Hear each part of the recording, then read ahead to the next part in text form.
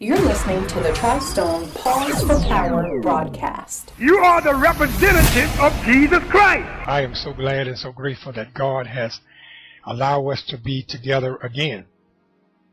In case you don't know, my motto, He blessed me once, He blessed me twice. He's been blessing me all of my life. I am just so happy and so glad about that. And He will do the same for you. I was thinking on earlier, I should say late last night, about the importance of forgiveness. Forgiveness is very important for us as the believer of Christ. And even if you're not a believer of Christ, it's still important to be able to forgive and forget. Forgiveness is not for the other party. It is for me. It is for you. And if you remember, there is a scripture that have been quoted and that is in the Bible, and they're always saying, pray for them that despitefully use you.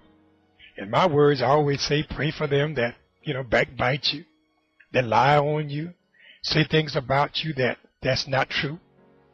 And my father had a saying to say, whatever people say, just don't allow it to be true. And I can bear witness to that. And people will say things about you.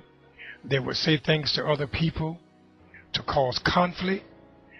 But even in the midst of that, you must have, as a believer, you must have a forgiving spirit, a forgiving kind of spirit. That is very important to us as a believer of Christ, and as well as a person in general as well. So don't forget, whatever somebody has done to you, forgive them.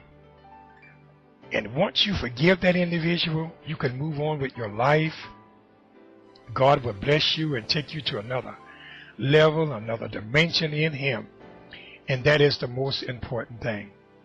I found out it's not the thoughts and the saying of others that affect your walk with Christ. It's the thoughts within yourself determine your attitude with Jesus the Christ. Always remember, it's important to ask God for a forgiving spirit. And my father used to also say as well, when there's a fire, you don't put more wood on that fire to get it to go out. You either pour some water on it.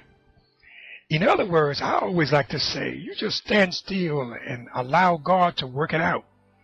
I find out in the last 7 to 10 years, all of my so-called enemies and people that don't like me or say mean things about me, whether it's true or not, I find out the best way to handle that, don't do what the oppressor do unto you. Don't use the same equipment of fighting back to an individual that fight you. Because in the longer run, you won't profit anything from that.